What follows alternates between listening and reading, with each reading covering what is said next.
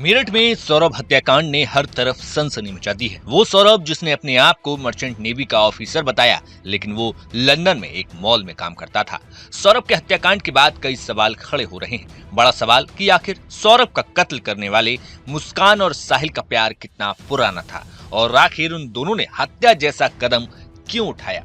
बता दें कि सौरभ लंदन में रहकर काम करता था और वहां से मुस्कान को पैसे भेजता था, लेकिन मेरठ की मुस्कान को साहिल से प्यार हो गया। मुस्कान ने सौरभ से तलाक लेने की कोशिश की, लेकिन सौरभ ने मुस्कान को मना कर दिया और उसके बाद जो हुआ हर कोई हैरान रह गया। मीडिया रिपोर्ट्स की माने तो मुस्कान और साहिल का रिश्ता नया नहीं था। दोनों बचपन से एक दूसरे को जानते थे, साथ खेलते थे, साथ पढ़े। ब्रह्मपुरी स्थित विवेकानंद स्कूल में दोनों 8वीं तक साथ पढ़ चुके थे। फिर स्कूल बदल गए, दोनों के रास्ते अलग हो गए और दोनों की जिंदगी आगे बढ़ गई। सालों बाद सोशल मीडिया ने फिर से इन्हें मिला दिया।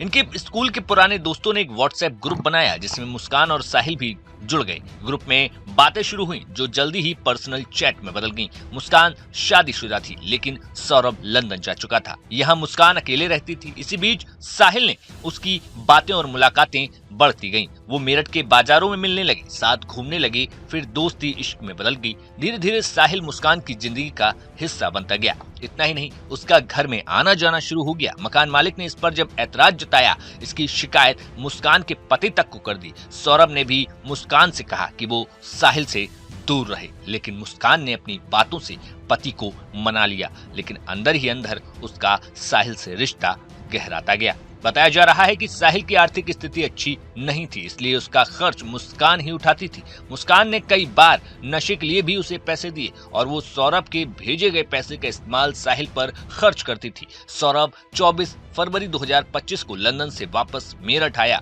प्लान के मुताबिक मुस्कान ने पहले सौरभ को बेहोश करने के लिए दवा खरीदी, जो उसने खैर नगर के एक मेडिकल स्टोर से ली थी। उसके बाद उसने शारदा रोड से एक तेज धार वाला चाकू और उस्तरा खरीदा।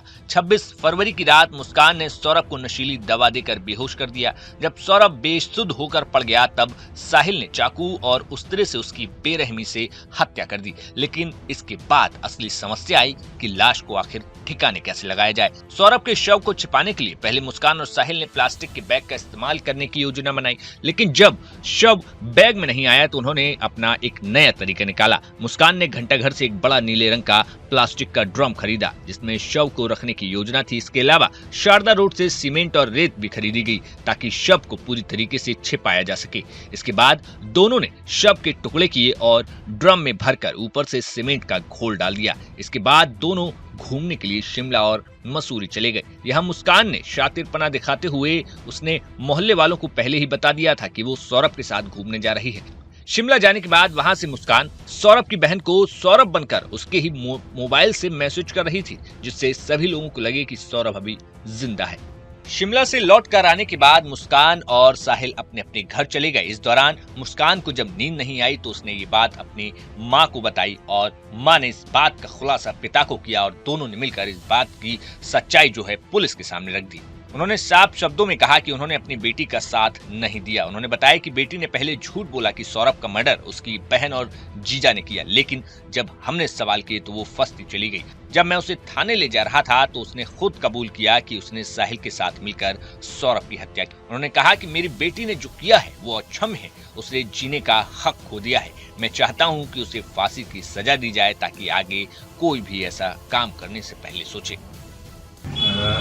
जी, मेरी बेटी ने मेरे दामाद को अपने एक दोस्त के साथ मिलके अपने ही रूम में मर्डर कर दिया उसका। जी, तो आपको क्या लगता है क्या होना चाहिए आगे? आगे ये होना चाहिए कि वो इस समाज के लायक नहीं है, वो खतरनाक है दूसरों के लिए भी। और मैं दूसरे बच्चों को ये सबक देना चाहता हूँ कि इस तरह का कदम नहीं उठाना चाहिए, उसे सजाए मौत होनी चाहिए और हो सके तो लाइव होनी चाहिए। हस्बैंड से एग्रीड, जी, मैं अपने हस्बैंड से एग्रीड हूँ और पूरे इस बात से कहती हूँ कि सौरभ जो क्या है, मैं केवल ये दिखावे के लिए नहीं बोल रही, हम दिल से बोल रहे हैं। वो बच्चा बहुत अच्छा था। मेरा बेटा डिप्रेशन में है रात से। उस बच्चे के लिए, सौरभ के लिए, शोभी के लिए नहीं, भगवान सच में उसके साथ बहुत बुरा करे, बहुत बुरा। मुझे पता है उसने बहुत गलत काम करे और भगवान उसके साथ भी उससे दुगना गलत करे और जस्टिस चाहती हूँ उसे फांसी मिले।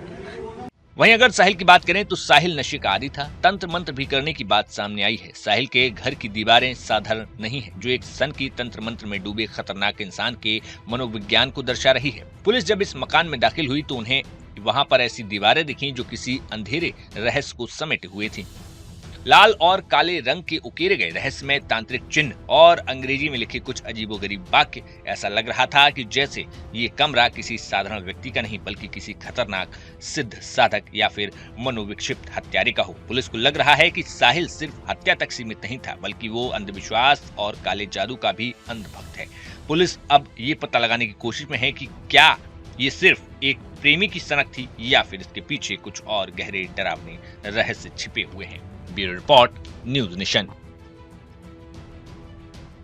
न्यूज नेशन अब व्हाट्सएप पर खबरों के ताजा अपडेट के लिए न्यूज नेशन के इस QR कोड को स्कैन करें।